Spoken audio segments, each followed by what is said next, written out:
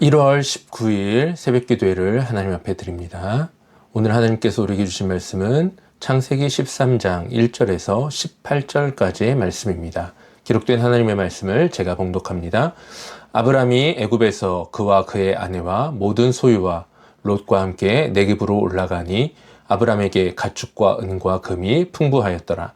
그가 네겝에서부터 길을 떠나 베델에 이르며 베델과 아이 사이 곧 전에 장막 쳤던 곳에 이르니 그가 처음으로 제단을 쌓은 곳이라.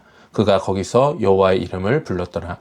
아브람의 일행 롯도 양과 소와 장막이 있으므로 그 땅이 그들이 동거하기에 넉넉하지 못하였으니 이는 그들의 소유가 많아서 동거할 수 없었음이니라.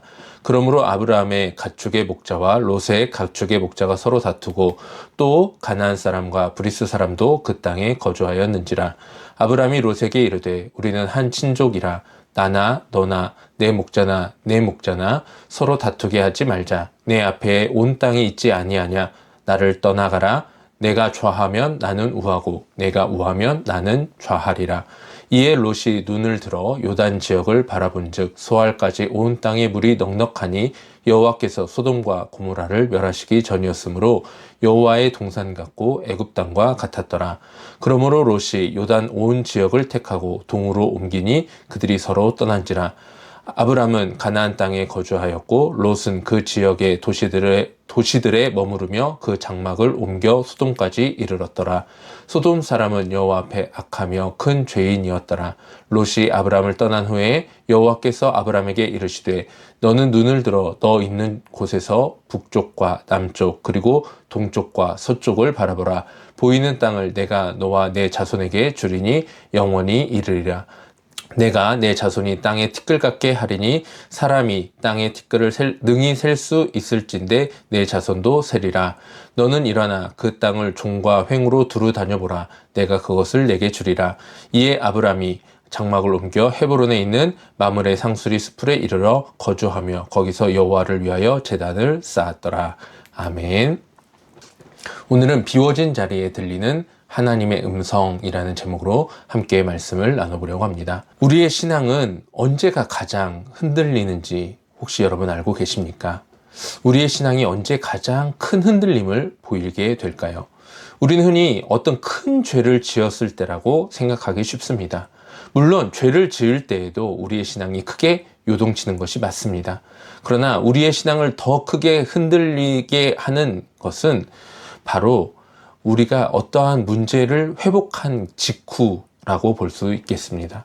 실패를 경험하고 다시 예배의 자리로 돌아온 직후, 이제는 괜찮아졌다라고 느끼는 바로 그 순간에 우리의 신앙은 다시 시험대에 올라가게 됩니다. 오늘 본문의 아브람은 바로 그런 시간 가운데 있었습니다. 그리고 놀랍게도 본문은 우리의 마음속에서 일어나는 신앙의 흐름을 그대로 따라가듯 전개되는 것을 발견할 수 있게 됩니다. 아브라함이 애굽에서 돌아왔습니다. 4절의 말씀에 보면 그가 처음으로 제단을 쌓은 곳이라 그가 거기서 여호와 이름을 불렀더라 라고 말씀하고 있습니다. 바로 앞장에서 아브라함은 애굽에서 치욕스러운 사건을 경험하였습니다. 믿음의 조상이라고 불리울 만한 그 어떤 모습도 보여주지 못한 채 애굽에서 큰 망신을 당하였습니다. 그리고 오늘 본문은 그 실패의 자리에서 나와 다시 제단이 있던 곳으로 돌아온 아브라함의 모습을 보여주고 있습니다. 이 장면에서 아브라함의 마음은 이랬을 것입니다. 이제 겨우 다시 돌아왔다. 다시 하나님 앞에 서게 되었다. 우리의 의식도 이와 비슷합니다. 회개하고 예배드리고 다시 기도할 때 우리는 안도하는 마음을 갖게 됩니다. 우리가 한 주일 동안 이런저런 모습으로 살아왔지만 하나님 앞에 예배드리는 그 순간 이제 나도 하나님 앞에 서게 되었다. 하루의 일과를 다 마치고 난 뒤에 새벽에 눈을 떠서 오늘 이 예배의 시간, 기도의 시간 가운데 서게 될 때 하나님 오늘은 이 하나님 앞에 서게 되었습니다라고 안도하게 되는 것입니다. 하나님 앞에 나왔으니 이제 다 괜찮아질 것 같다라는 마음이 들게 됩니다. 그러나 신앙의 여정은 안도감에서 멈추지 않습니다. 아브라함의 예배 회복의 직후 현실의 문제가 등장하는 것을 오늘 본문은 우리에게 보여주고 있습니다. 아브람과 롯의 가축이 너무 많아져서 더 이상 함께 살 수 없는 상황이 펼쳐진 것입니다. 이때 문제는 죄가 아니었습니다. 하나님의 놀라운 복이 그들의 가정에 임하였기 때문에 나타난 현상입니다. 아브람의 마음속에는 이런 의식이 지나치듯 생각날 수도 있습니다. 이 정도 풍요를 하나님이 주었으니 이 정도 판단은 내가 해도 되지 않을까. 신앙은 여기에서 가장 미묘한 갈림길에 서게 됩니다.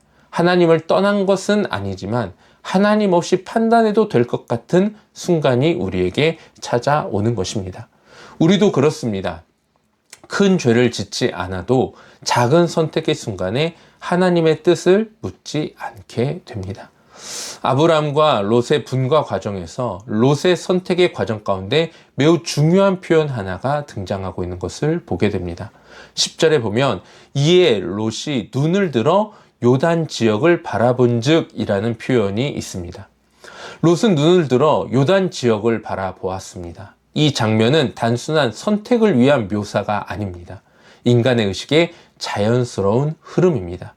보이는 것, 계산되는 것, 안전해 보이는 것을 선택하고자 하는 마음입니다. 롯의 선택은 악해 보이지 않습니다. 아니, 오히려 매우 합리적인 선택처럼 느껴집니다. 우리도 우리의 마음 가운데에도 이러한 순간이 찾아오지 않습니까? 하나님을 버리는 것은 아니지만 이 선택이 더 현실적이고 합리적이다라고 생각할 수 있는 순간들 말입니다. 그러나 성경은 롯의 선택에 대하여 이렇게 조용히 평가합니다. 그 땅은 풍요로워 보았지만 하나님 앞에서는 이미 무너져 가고 있는 땅이었다. 14절과 15절의 말씀을 봅니다. 롯이 아브람을 떠난 후에 여호와께서 아브람에게 이르시되 너는 눈을 들어 너 있는 곳에서 북쪽과 남쪽 그리고 동쪽과 서쪽을 바라보라. 보이는 땅을 내가 너와 내 자손에게 주리니 영원히 이르리라.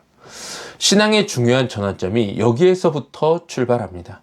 아브람은 아무 말도 하지 않았습니다. 항의하지도 않았고 붙잡지도 않았습니다. 그저 떠나 보냈습니다. 그리고 그때 하나님이 다시 말씀하십니다. 놀라운 것은 약속의 범위입니다. 동서남북을 바라보라. 보이는 땅을 내가 내게 주리라. 그리고 그 땅이 영원히 너에게 이르리라. 동서남북이면 온 사방을 포함하고 있는 단어입니다. 즉 하나님은 롯이 선택해서 떠난 그 땅까지 포함하여 아브람에게 주시겠다고 약속하신 것입니다. 이 순간 아브람은 깨달았습니다. 내가 포기한 것이 하나님 나라에서는 손해가 아니었다라는 것입니다. 우리의 의식도 이때 전환될 수 있습니다. 붙잡지 않아도 되는구나. 내가 계산하지 않아도 하나님은 이미 나의 모든 삶의 상황과 정황을 알고 계시는구나.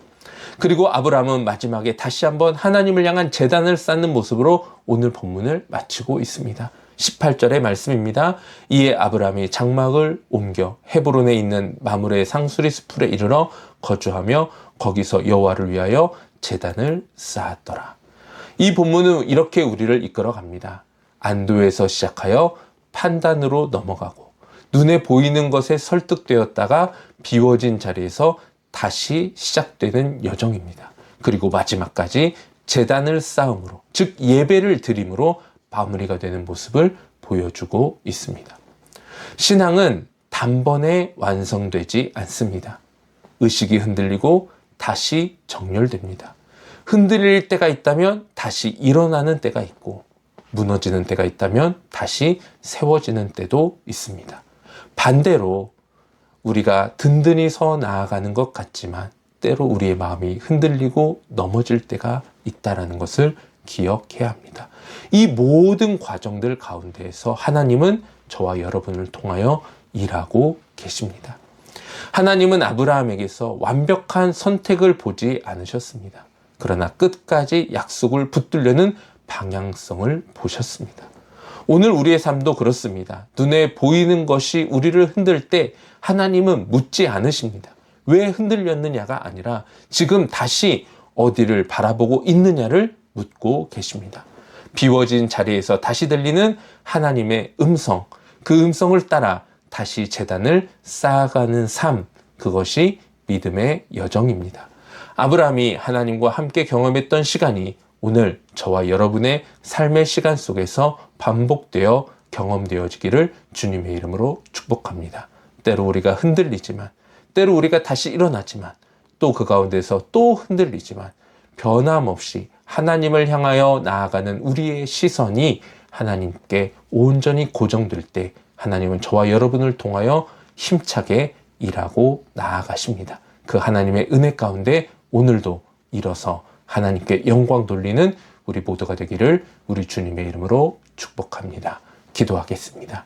사랑과 은혜가 풍성하신 하나님, 우리의 삶의 자리자리를 통하여 여전히 말씀하시고 여전히 일하시는 하나님을 의지하고 붙잡게 하여 주시옵소서.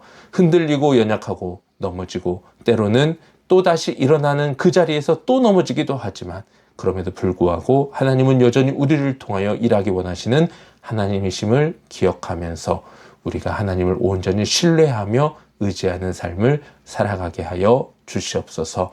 예수 그리스도의 이름으로 기도하옵나이다. 아멘. 함께 기도의 자리로 나가겠습니다.